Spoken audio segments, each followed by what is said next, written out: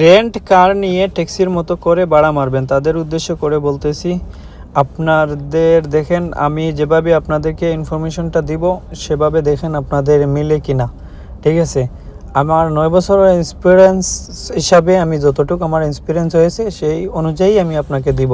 ঠিক আছে, আপনি যদি রেন্ট কার আনেন, ভাড়া আনেন, প্রতি মাসে কমপক্ষে আপনি 2000 অথবা 1500 যত টাকা দিয়েই আনেন, যদি আপনি মাসে যদি ইনকাম করেন 4000 রিয়াল, তাইলে এখান থেকে আপনার 2000 রিয়াল চলে যাবে গাড়ির রেন্টের ভাড়াটা। এরপরে যদি আপনি খানা পিনা, এরপরে আপনার বাসা ভাড়া, এগুলা দেওয়ার পরে আপনার কাছে তো টাকাই থাকবে না। আমি আপনাকে বলি, গাড়ি ভাড়া নিয়ে আপনি গাড়ি যদি চালান তাহলে আমার কাছে মনে হচ্ছে আপনি কিছুই করতে পারবেন না। এর চেয়ে আপনি কোনো একটা কাজেই লাইগে যান, এই ডিপার্টমেন্টে না আইসা।